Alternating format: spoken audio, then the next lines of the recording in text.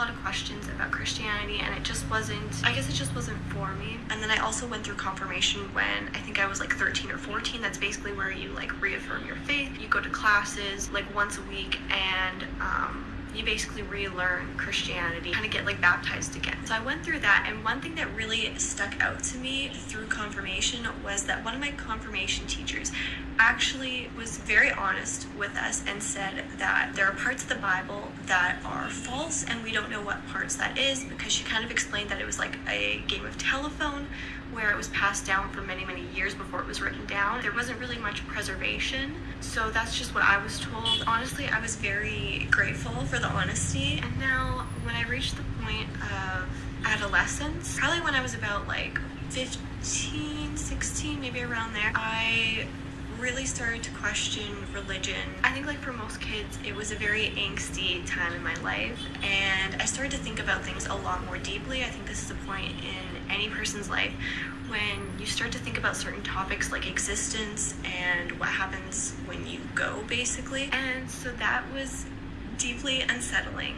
Like, I think it would be for most people. It was sort of like a little bit of an existential crisis in a way. And also at this point, I was surrounded by a lot of atheists. And so I think that really made me start questioning my own religion. And it made me start to think, like, how do I know that this religion is the true religion when there's so many other religions out there, and I've never really looked into any of them? And so this is kind of a confusing point in my life where I was really just searching different religions and trying to figure out which one I believed in, which one I agreed with. So I kind of flipped between agnosticism and believing in God. It was a very confusing time. It's hard for me to even keep it straight in my head, like what was going on. So I would look into different religions, but obviously I didn't look into all of them. I think there's so many religions out there, I don't know if that's even possible. But I would look into like paganism, Wicca, like spirituality, Buddhism, Hinduism, things like that, because I thought I was looking for something that was so different from what I initially believed in. So I kind of started out with probably the least similar. And so I was searching for a very long time. I never really found anything that stuck, and I think I did learn a lot. So I think I learned a lot of valuable things about different people and different people's beliefs. So I think I did come out with some valuable lessons, but none of these really stuck out to me. I never really practiced any of these religions. I was just sort of learning. And I will say too that the entire time, like regardless of what point I was in my life, I would still pray all the time. At certain points I would pray to God, at other times I would pray to some sort of unknown higher power. Other times I would pray to the universe. It just kind of depended on where my mindset was at and what I was kind of looking into at the moment, I guess. And at this point, I never really looked into Islam or Judaism or any kind of like Abrahamic faith. And so while at this point in my life, I wasn't ever surrounded by any Muslims and I didn't really know much about Islam, all I knew was that Muslims believe in the same God that Christians believe in, and I just kind of thought I was looking for something so wildly different than what I had grown up knowing. So I didn't even really give it a chance. I didn't look into it. I didn't really understand what was meant by Muslims believe in the same God as Christians. And so I kind of just left it at that. One thing that I find interesting though, looking back on, is that I was very anti-Islamophobia. Like, I didn't know much about Islam, but I was very much against Islamophobia. I would always immediately shut down any type of Islamophobia, and I would get really upset when people were Islamophobic. And so there were other types of discrimination that I was obviously always against, but for some reason Islamophobia was one that I was just very passionate about, and I don't really know why. I always knew that Muslims were not people to be afraid of. I was always confused whenever people would be saying how scary Muslims were or talking negatively about Muslims for some reason. And I was always quite aware of a lot of the propaganda that was spread by the media, very anti-Muslim propaganda, I guess you could say. So yeah, I would always just question why adults were saying that Muslims are so scary or that these certain people are just inherently bad. Like, I always questioned why this one group of people is bad and we're good. I never really understood why people talked like that or why people thought like that. But obviously once I reached adolescence and was a teenager, I was able to kind of think a little bit more critically about this. Now, once I went away to university, to a different city, I was surrounded by so many different people of different ethnicities, different cultures, different religions, and I actually ended up meeting my husband through a group of mutual friends that we had at the time. And so we would often get into conversations about religion a lot. So at the time, I was in a very agnostic mindset when I met my husband, and not really having philosophy of science taught to me, because I feel like that's very important, and I never learned that until quite a bit later in my education, when, interestingly enough, I was actually doing a liberal arts class. I think this is a problem that I kind of ran into in thinking that science was an absolute truth. And I learned much later that science doesn't provide absolute truth, and it is fallible because it's done by humans, obviously. And science is basically just a way of learning about the world around you, and it doesn't provide absolute truth. So I was very much committing something called scientism, where it was almost like taking science as a religion. And I think a lot of people run into this, and a lot of science students run into this as well, and I was no exception. So anyways, when me and my husband first met, we would talk about religion a lot, and I feel like I had a lot of questions. I wouldn't really necessarily call it like debating, but I think I would have a lot of questions about science specifically, and asking about what Islam said about it. And I feel like I was very much obviously in the mindset of scientism, so I was kind of coming at religion from that point of view. And so eventually, through us talking and kind of debating about religion, I eventually started to believe in God again. So how I knew God was obviously through Christianity, so I just kind of went back to Christianity because that's what I knew. And I started studying Christianity again. I started reading the Bible, but I did still have questions. But I was still Christian, I just had questions. And so then we got engaged, and before we wanted to get married, I wanted to learn more about Islam, and so he would show me videos and answer questions that I had. But there were some things that he obviously didn't know how to answer, or he just was worried about wording things in the wrong way, especially because English isn't his native language, and so sometimes he didn't know some of the words for certain religious terms. So he offered to take me to the mosque when there was a class running for reverts. So I ended up going, and the class was actually canceled on the day that I went,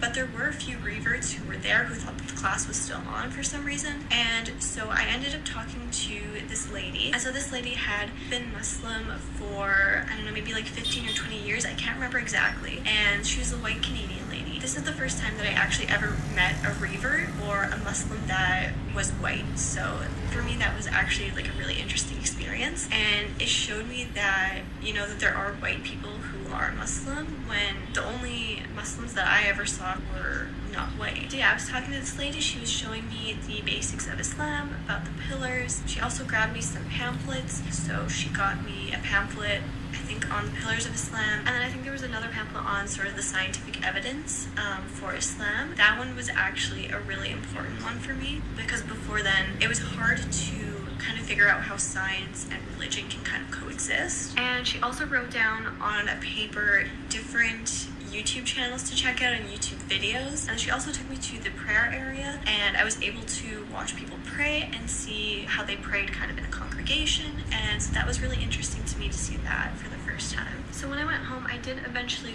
look into some of these videos, and the first video that I watched was actually very eye-opening. It was this man talking about his revert story, and a lot of the things in his early life really resonated with me. There were a lot of questions that I had, and he showed how Islam can answer some of the questions that Christians have about Christianity. And so that was really interesting to me, especially about Jesus, peace be upon him. So I learned about Jesus, peace be upon him, in Islam, and how that differentiates from Christianity, and it started to actually make a lot more sense to me. And so I started thinking about Islam a little bit more, and so I was kind of looking into it a little bit, but I didn't really go too deep into it at this point. It was just something that I thought was interesting. I was kind of considering it, but I hadn't done enough research at this point. So then me and my husband ended up getting married. I was still Christian at the time, and he was obviously Muslim, and then so we would sometimes talk about religion still, and I wanted to look more into Islam after we got married. And so the more that I looked into it, the more I started to realize that this kind of aligns with my personal belief.